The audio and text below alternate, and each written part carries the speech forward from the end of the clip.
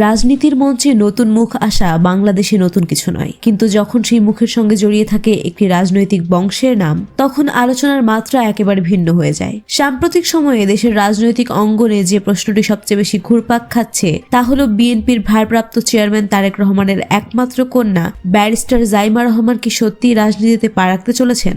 শুধু পা রাখাই নয়, বরং সরাসরি জাতীয় সংসদের নির্বাচনী রাজনীতিতে কি তাকে সামনে আনা হচ্ছে? তাই এখনই চ্যানেলটি সাবস্ক্রাইব করে একদম না টেনে শেষ পর্যন্ত দেখতে থাকুন, কারণ ভিডিওর শেষ অংশে থাকছে এমন কিছু গুরুত্বপূর্ণ তথ্য যা পুরো বিষয়টাকে নতুনভাবে ভাবতে বাধ্য করবে। বিএনপির একাধিক সূত্র এবং রাজনৈতিক মহলের আলোচনায় উঠে আসছে একটি চাঞ্চল্যকর তথ্য। সূত্রগুলোর দাবি, জিয়া পরিবারের তৃতীয় প্রজন্মকে সামনে এনে নতুন অধ্যায় শুরু করতে যাচ্ছে বিএনপি।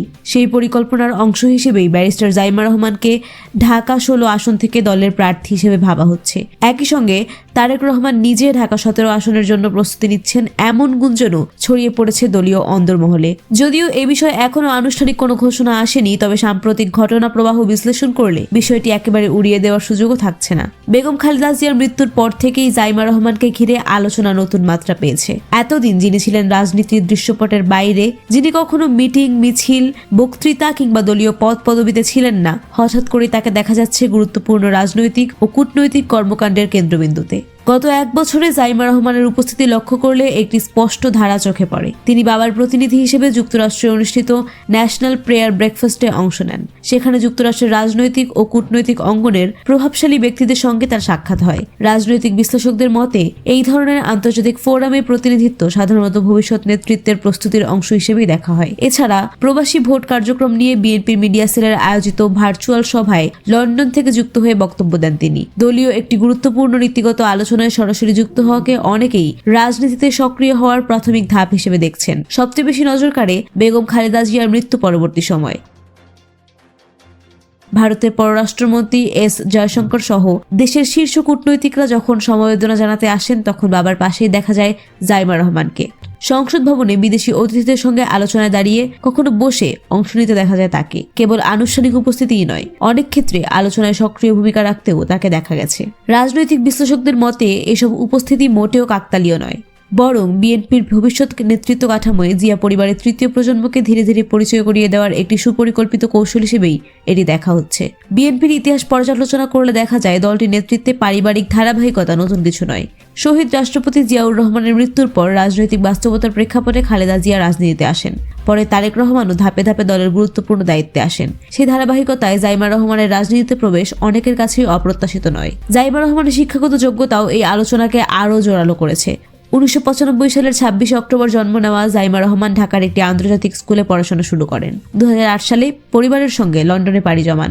সেখানে কুইন মেরি ইউনিভার্সিটি থেকে আইন বিষয়ে স্নাতক ডিগ্রি অর্জন করে এবং 2019 সালে লিঙ্কসিন থেকে বার অ্যাট ল সম্পন্ন করেন। অর্থাৎ আন্তর্জাতিক মানের শিক্ষাগত প্রস্তুতি তার রয়েছে। গত 25 ডিসেম্বর বাবার সঙ্গে দেশে ফেরার সময় সামাজিক যোগাযোগ মাধ্যমে দেওয়া একটি পোস্টও আলোচনায় আসে। সেখানে তিনি দাদি খালেদা জিয়ার পাশে থাকার কথা উল্লেখ করেন এবং দায়িত্বশীল নাগরিক হিসেবে দেশ ও বাবাকে সর্বাত্মক সহযোগিতা করার প্রত্যয় ব্যক্ত করেন। রাজনৈতিক বিশ্লেষকদের মতে এই বক্তব্য ছিল কেবল পারিবারিক আবেগ নয়, বরং ভবিষ্যৎ ভূমিকার একটি ইঙ্গিত। খালেদা জিয়ার জানাজা ও দাফনের দিনও জাইমা রহমানকে দেখা গেছে বাবার একেবারে পাশে। বিশেষ বাসে পরিবারের নারী সদস্যদের সঙ্গে জানাজা স্থলে যাওয়া, নির্ধারিত স্থানে জানাজা আদায়, দাফনের সময় জিয়া উদ্যানে মোনাজাতে অংশ নেওয়া, সবখানেই তিনি ছিলেন দৃশ্যমান। এই দৃশ্যমানতাই এখন জন্ম দিচ্ছে বড় প্রশ্নের, তিনি কি এবার আনুষ্ঠানিকভাবে রাজনীতিতে নামছেন? বিএনপির একটি নির্ভরযোগ্য সূত্রের দাবি, দল নতুন প্রজন্মের নেতৃত্বকে সামনে আনতে চায়। সেই পরিকল্পনার অংশ হিসেবেই ঢাকা মহানগরের গুরুত্বপূর্ণ আসনগুলো নিয়ে আলোচনা চলছে। ঢাকা 16 ও ঢাকা 17 আসনকে ঘিরে বিশেষ পরিকল্পনার কথা শোনা যাচ্ছে। গুঞ্জন অনুযায়ী জাইমা রহমানকে ঢাকা 16 আসনের জন্য প্রস্তুত করা হচ্ছে, যেখানে তারেক রহমান নিজে ঢাকা 17 আসনের রাজনৈতিক ভূমিকা রাখবেন। যদিও এসব তথ্য এখন আনুষ্ঠানিক নয়, তবে দলীয় পর্যায়ে আলোচনা যে অনেক দূর এগিয়ে গিয়েছে তা একাধিক সূত্রই নিশ্চিত করছে। রাজনৈতিক বিশ্লেষকদের মতে যদি সত্যি জাইমা রহমানকে ঢাকা 16 আসনে মনোনয়ন দেওয়া হয়, তবে এটি হবে বিএনপির রাজনীতিতে একটি বড় টার্নিং পয়েন্ট। কারণ দীর্ঘদিন পর জিয়া পরিবারের কোনো নারী সদস্য সরাসরি নির্বাচনী রাজনীতিতে আসবেন। তবে প্রশ্ন থেকে যায়, জাইমা রহমান নিজে কি এই রাজনীতির জন্য প্রস্তুত? তিনি কি মাঠের রাজনীতি, দলীয় কোন দল নির্বাচনী চাপ সামলাতে পারবেন?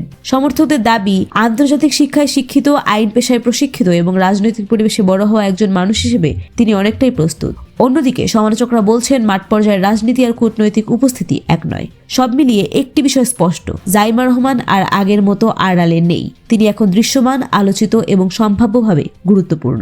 এখন দেখার বিষয় এই আলোচনা গুঞ্জনেই সীমাবদ্ধ থাকবে নাকি খুব শিগগিরই এরই রূপ নেবে আনুষ্ঠানিক ঘোষণায়। সত্যিই কি ঢাকা 16 আসনে নতুন এক নাম দেখতে যাচ্ছে দেশ, নাকি জাইমা রহমান আপাতত পর্যবেক্ষকের ভূমিকায় থাকবেন? আপনার মতে জাইমা রহমানের রাজনীতিতে আসা কি বিএনপির জন্য ইতিবাচক হবে? তাকে কি সরাসরি সংসদীয় রাজনীতিতে আনা উচিত? কমেন্ট বক্সে আপনার মতামত জানাতে ভুলবেন না। খালেদা জিয়ার মৃত্যুর পর থেকে বাবার পাশে প্রতিটি গুরুত্বপূর্ণ রাষ্ট্রীয় ও কূটনৈতিক অনুষ্ঠানে জাইমা রহমানের উপস্থিতি রাজনীতির অন্দরমহলে নতুন বার্তা দিয়েছে।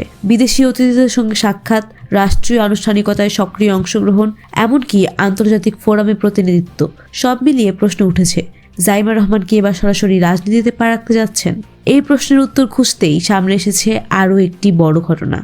আজ শনিবার ত্রয়োদশ জাতীয় সংসদ নির্বাচনের ভোটার তালিকায় নিজেদের নাম অন্তর্ভুক্ত করতে ঢাকার আগারগাঁওয়ের নির্বাচন ভবনে যান বিএনপির ভারপ্রাপ্ত চেয়ারম্যান তারেক রহমান। তার সঙ্গে ছিলেন তার মেয়ে জাইমা রহমান। 17 বছর যুক্তরাজ্যে নির্বাসিত জীবন কাটিয়ে দেশে ফেরার মাত্র 2 দিনের মাথায় এই আবেদন রাজনৈতিকভাবে অত্যন্ত তাৎপর্যপূর্ণ। নির্বাচন ভবনের পেছনে অবস্থিত নির্বাচনী প্রশিক্ষণ ইনস্টিটিউট ভবনের একটি কক্ষে গিয়ে তারা ছবি তোলা, 10 আঙ্গুলের ছাপ, চোখের আইরিশ স্ক্যান এবং স্বাক্ষরের মাধ্যমে পূর্ণ বায়োমেট্রিক নিবন্ধন প্রক্রিয়া সম্পন্ন করেন। এই নিবন্ধন শেষে নির্বাচন কমিশনের সচিব আখতার আহমেদ সাংবাদিকদের জানান, আগামী রোববার এ বিষয়টি নির্বাচন কমিশনের সামনে উপস্থাপন করা হবে। কমিশনের সিদ্ধান্তের পরই তারেক রহমান ও জাইমা রহমানের নাম ভোটার তালিকায় অন্তর্ভুক্ত হবে। এখানে একটি গুরুত্বপূর্ণ তথ্য জানা দরকার। যদিও আসন্ন ত্রয়োদশ সংসদ নির্বাচনের ভোটার তালিকা ইতিমধ্যে চূড়ান্ত, তবে ভোটার তালিকা আইন অনুযায়ী নির্বাচন কমিশন যে কোনো সময় যোগ্য নাগরিককে ভোটার তালিকায় অন্তর্ভুক্ত করতে পারে। অনেকে প্রশ্ন করছেন, তারেক রহমান ও জাইমা রহমান এতদিন ভোটার ছিলেন না কেন? এর উত্তর লুকিয়ে আছে 2008 সালের রাজনৈতিক বাস্তবতায়। সেই বছর বাংলাদেশে প্রথম ছবিসহ ভোটার তালিকা প্রণয়ন করা হয়। ঠিক ওই সময় কারামুক্ত হয়ে তারেক রহমান স্ত্রী ও মেয়েকে নিয়ে যুক্তরাজ্যে চলে যান। তখন জাইমা রহমান ছিলেন অপ্রাপ্তবয়স্ক। বিদেশে অবস্থানের কারণে তারা কেউই ভোটার তালিকায় অন্তর্ভুক্ত হননি। পরবর্তী আওয়ামী লীগ সরকারের পুরো সময় জুড়ে তারা দেশে ফেরেননি, ফলে ভোটার হওয়ার সুযোগও পাননি। বর্তমানে অন্তর্বর্তী সরকার আগামী 12ই ফেব্রুয়ারি ত্রয়োদশ জাতীয় সংসদ নির্বাচন আয়োজনের পথে এগোচ্ছে। এই নির্বাচন অংশগ্রহণের মাত্র 1.5 মাস আগে ভোটার তালিকায় নাম তোলার প্রক্রিয়া সম্পন্ন করলেন তারেক রহমান ও তার মেয়ে জাইমা রহমান। নির্বাচন কমিশন সূত্র জানায়, তারেক রহমান ও জাইমা রহমান ঢাকা উত্তর সিটি কর্পোরেশনের 19 নম্বর ওয়ার্ডে ভোটার হতে আবেদন করেছেন।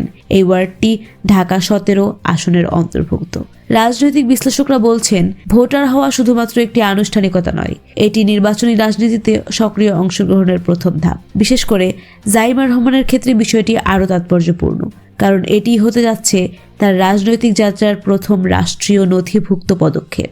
এখন প্রশ্ন একটাই, এই নিবন্ধনের পর কি আমরা খুব শিগগিরই জাইমা রহমানকে নির্বাচনী মাঠে দেখতে যাচ্ছি, নাকি এটি শুধু প্রস্তুতির প্রথম ধাপ? এই প্রশ্নের উত্তর পেতে হলে সামনে আরও কিছু গুরুত্বপূর্ণ ঘটনা অপেক্ষা করছে। এরকম আরও আপডেট পেতে আমাদের এই ছোট্ট চ্যানেলটি সাবস্ক্রাইব করে সঙ্গেই থাকুন।